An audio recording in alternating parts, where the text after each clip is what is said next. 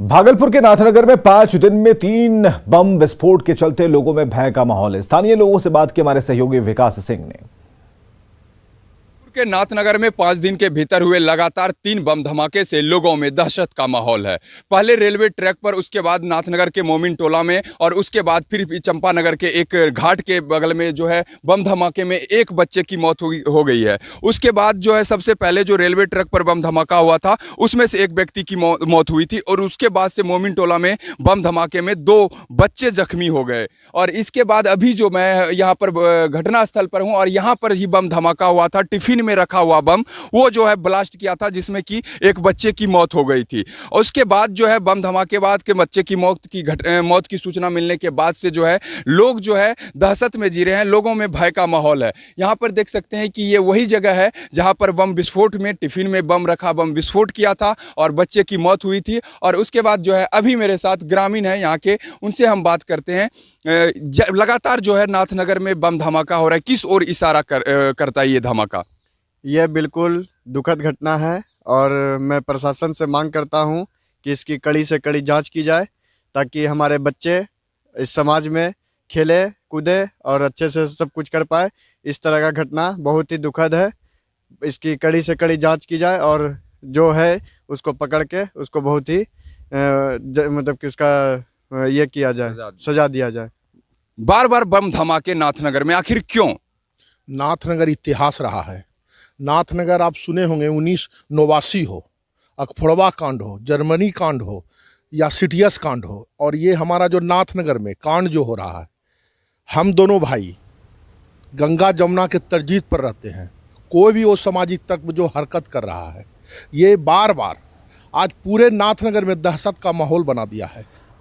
और हमारे साथ अमित कुमार मौजूद हैं। अमित, क्या जानकारियां अब तक मिल पाई हैं नाथनगर के बारे में, जो बम धमाके हो रहे हैं उसके बारे में, और कितने ब्लास्ट है, ये सवाल न्यूज़ 18 कर रहा है।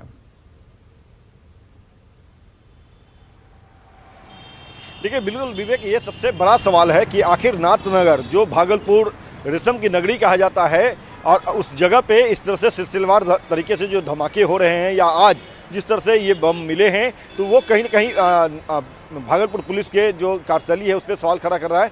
इसको लेकर के हमने एडीजी मुख्यालय से बात की तो उन्होंने कहा कि फिलहाल इस मामले में जांच चल रही है, जांच करने के बाद ही जो है वो वस्तुस्थिति साफ हो पाएगी। लेकिन सबसे बड़ा सवाल है कि आखिर ये सिलसिलेवार तरीके से बम मिलना क्या कोई बड़े धमाके की संकेत है? क्योंकि ये सिलसिला शुरू हुआ रेलवे ट्रैक से, उसके बाद जो कवाड़खाना था वहाँ पे बम विस्फोट हुए जिसमें एक बच्चे की मौत हो गई। उसके अलावा आज जो ग्रामीण इलाके हैं जहाँ पे ये बम मिला है, तो जाहिर सी बात है कि संकेत जो है वो काफ़ी आशंका पैदा कर रही है। संकेत जो है वो बता रहे हैं कि हो सके तो ये किसी बड़ी प्लानिंग का एक स्ट्रेटजी हो। पहले बम रख करके ये जांचा जा रहा हो कि पुलिस तंत्र जो है वो कितनी चौकस है, क्या कुछ है। तो इसको लेकर के मुख्यालय में बैठे अधिकारी जो हैं वो फिलहाल चुप्पी साधे हुए हैं, खुल करके कुछ नहीं कर रहे हैं। इतना जरूर वो कर रहे हैं, सरकारी बयान दे रहे हैं कि जांच चल रही है, जांच के बाद वह स्थिति साफ होगी। लेकिन सवाल बड़ा ये है कि आखिर बिहार पुलिस की जो इंफॉर्मेशन है, जो आईबी रिपोर्ट है, वो फेलवर क्यों हो रही है? क्यों ऐसे अपराधी जो हैं खुलेआम, चाहे रेलवे ट्रैक पे बम प्लांट करने का मामला हो, रखने का मामला हो, या फिर जो कचरे के ढेर पे है, आज जो ग्रामीण इलाके में मिले हैं, तो आखिर जो आईबी है जिनका काम है सूचना गैदर करना और ऐसे आपराधिक घटनाओं के पूर्व भी जो है जिले के पुलिस कप्तान को सूचना देना, वो क्यों फेल हो रहे हैं, इस पर भी सवाल उठ रहा है।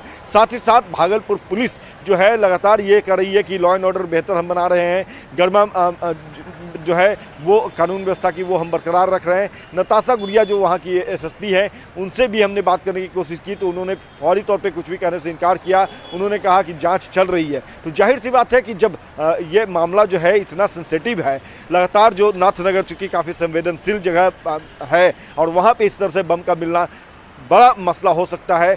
जांच जो है वो गहराई से होनी चाहिए, ऐसा लोग भी कर रहे हैं। और खुद जो पुलिस मुख्यालय में बैठे शीर्ष अधिकारी हैं, चाहे डीजीपी की बात कर ले या एडीजी की बात कर ले, यहाँ तक कि जो एडीजी लॉ एंड ऑर्डर है उनसे भी हमने बात की विनय कुमार से, तो उन्होंने भी कहा है कि हम अपने स्तर से मामलों को देख रहे हैं, जांच करवा रहे हैं। जांच के बाद जो कार्रवाइयाँ हैं वो की जाएगी, कौन लोग हैं, किन किन नापाक मंसूबा है, उसे भी हम उसकी जानकारी गैदर करने की कोशिश कर रहे हैं। लेकिन बड़ा सवाल ये है विवेक कि आखिर ये सिलसिलेवार तरीके से बिल्कुल अमित, अभी और कितने धमाकों का इंतजार चल रहा है, पुलिस की जांच चल रही है। और सबसे बड़ा सवाल जो अमित बता रहे थे कि आपका जो सूचना तंत्र है वो क्या कर रहा था, अगर सूचना अब तक नहीं पहुंच पा रही है तो ऐसा एक बड़ा सेटअप बनाने की क्या बात।